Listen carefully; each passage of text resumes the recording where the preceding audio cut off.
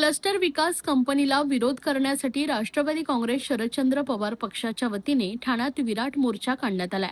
आमदार डॉक्टर जितेंद्र आव्हाड यांच्या उपस्थितीत आणि जिल्हाध्यक्ष मनोज प्रधान यांच्या नेतृत्वाखाली ठाण्यातील तीनहात नाका ते क्लस्टर विकास कार्यालय असा हा मोर्चा काढण्यात आलाय. यात हजारो ठाणेकर सहभागी झाले.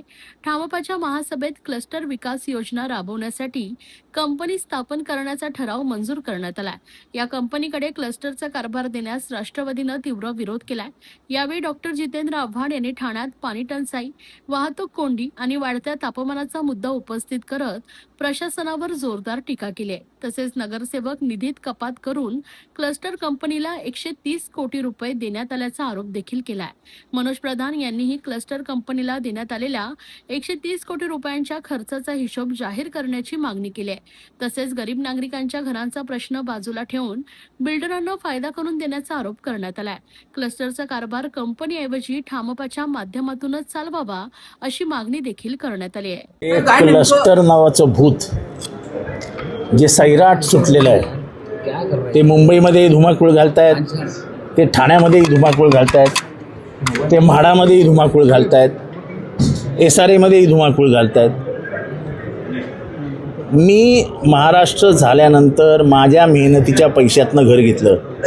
ते घर कोणी डेव्हलप करायचं हे ठरवण्याचा अधिकार तुम्हाला कोणी दिला? ही मुंबईतली कथा. आता ठाण्यातली कथा हे सांगते. आज या ठाणे शहरात 4000 एकरवर क्लस्टरचं डेव्हलपमेंट होतं. आज या ठाणे शहरात 30 MLD पाणी आपण रोजच्या शॉर्टेज आहे. रेनी सीझनमध्ये टँकरचं पाणी चालू आहे आणि असं असताना 12चा FSI देऊन 4000 एकर डेव्हलप करून ठाण्याला विकायला काढलं आहे.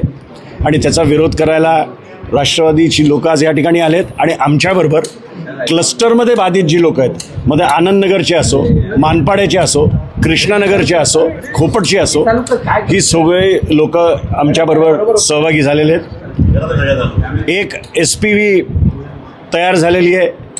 त्या कंपनीबद्दल कोणाला काही माहीत नाही, पण त्या कंपनीच्या मार्फत हे क्लस्टर डेव्हलपमेंट होणार आहे. आमचा या कंपनीला विरोध आहे. महासभेच्या ज्या हक्क आहेत ते काढून एका कंपनीला देण्याचा हा डाव आहे.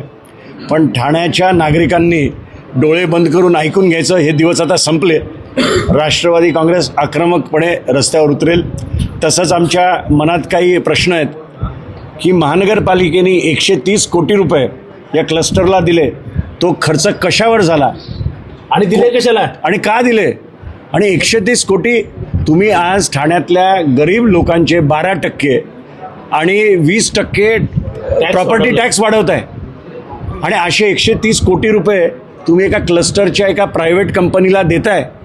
नावं जाहीर करा. याच्या मागे कोण आहे? जी कंपनी SPV बनवत आहेत त्याच्यामध्ये नावं जाहीर करा. आम्ही 12चा FSI तुम्हाला घेऊन देणार नाही. गरिबांना घर मिळालंच पाहिजे, त्याच्या मागे आम्ही सगळे आहोत. पण गरीब राहिले बाजूला आणि हे कमर्शियल आणि बिल्डरला सगळं घशात घालायचं, आपल्या आवडीचा बिल्डर आणायचा, त्याच्याशी आधी सेटलमेंट करायचं आणि मग त्याला द्यायचं, असा डाव आहे. प्रश्न एवढाच आहे, जसं मनोजनी सांगितलं तसं की 30 MLD पाणी आज कमी आहे. आज ठाण्याला पाणी मिळत नाही. रस्त्यावरती ट्रॅफिक कसं आहे तुम्हाला माहिती आहे. ही सगळी परिस्थिती असताना तुम्हाला रस्ते बुजवायला, रस्ते नवीन करायला पैसे नाहीत. नगरसेवक निधीला कट मारला आहे. नगरसेवकांना माहीत पण नसेल अजून बिचाऱ्यांना. 30%चा आदेश आला. हे नगरसेवक निधी किती होता?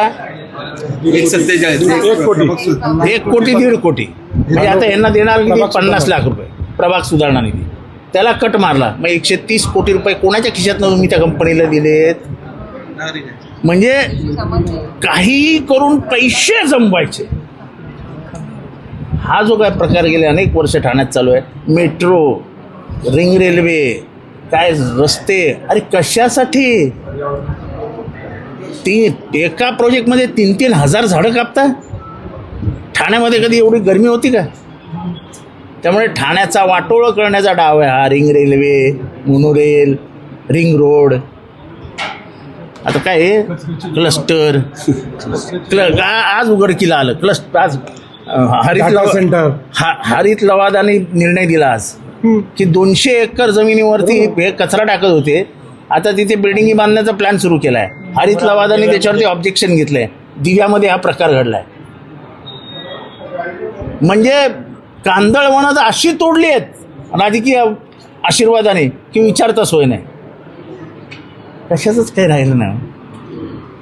सर यामध्ये ठाणेकर बिचारे मतं देतात, त्या मताचा फायदा घेऊन हे जे नंतर काय लुटालूट करतात, दरोडा घालतात, त्या दरोड्याला काय बाण सुमारच राहिलेलं गेली बऱ्याच गोष्टींवरती त्यांना सोडा. या अधिकाऱ्यांचं बिचाऱ्यांचं काय, गरीब अधिकारी त्याला माहित पण नाही. एक महत्वाचा मुद्द्यातून लक्षात आलं की 50% मालकी हक्क नसतानाही तिथे लोक जातात आणि LOI दिला कोणाच्या अधिकारावर, तो LOI दिला, तो LOI घेऊन घुसतो. आता माझंच आहे, मीच करणार आहे, आता तुम्ही घरी खाली करा.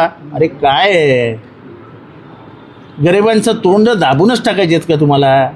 2 चांगल्या शाळा तोडल्या, आरोग्य केंद्र तोडून टाकलं आमच्या मानपाड्यामध्ये. काय चाललंय समजतच नाही. जे LOI म्हणजे LOI घेऊन जातात आणि तिथे लोक जातात, ते महानगरपालिकेचे आम्ही कर्मचारी आहे म्हणून त्यांच्याकडे खोटे बिल्ले आणि हे असतात गळ्यामध्ये. म्हणजे जे जंतर मंतरवर दिसलं ना लाठीमार करताना, ते कोण फालतू गुंड आणले होते, पोलिसांच्या मध्ये उभे राहून तेच लाठ्या मारत होते. अशी परिस्थिती ठाण्यामध्ये सुरू आहे. दुसरा एक विषय असा आहे की जो पहिलाच क्लस्टर सुरू झाला त्याच्यावर TDR पण साहेब जनरेट झाला आणि माझ्या बातमीनुसार 8चा TDR जनरेट झाला. तो TDR विकलाही गेला. नेपच्यून नावाची कंपनी आहे, नेपच्यून. चांगला आवडतो आपल्या. आणि जे हे विचारतात की ह्याच्या मागे कोण आहेत, तर ते 2 लोक ह्या सगळ्या क्लस्टरच्या मागे आहेत आणि त्यांची नावं पुढच्या 10-15 दिवसात. आज ना उद्या जे सगळे हे सगळे माझ्या भाषेत सांगायचं तुम्ही चालवा, हगलेलं वरती येतच. चला. ज्ञान, मुझे हेल्थ केयर फील्ड में करियर बनाना है, कोई स्ट्रॉन्ग ऑप्शन है? बिल्कुल है. अभिनव इंस्टीट्यूट का BPTH bachelor of physiotherapy.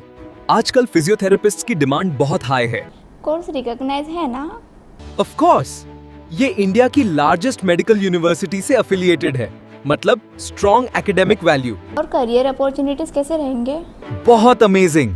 Hospitals, sports clinics, rehab centres और इवन इंटरनेशनल अपॉर्चुनिटीज भी. और सबसे इम्पोर्टेंट, प्लेसमेंट सपोर्ट मिलेगा? बिल्कुल. एक्सपीरियंस्ड फैकल्टीज और प्लेसमेंट गाइडेंस के साथ स्ट्रॉन्ग करियर सपोर्ट मिलता है. Sounds perfect. मैं आज ही अभिनव इंस्टीट्यूट के BPTH कोर्स के लिए अप्लाई करूंगी. तो वेट किस बात का? BPTH एडमिशंस ओपन है, लिमिटेड सीट्स. अभी अप्लाई करो अभिनव इंस्टीट्यूट में.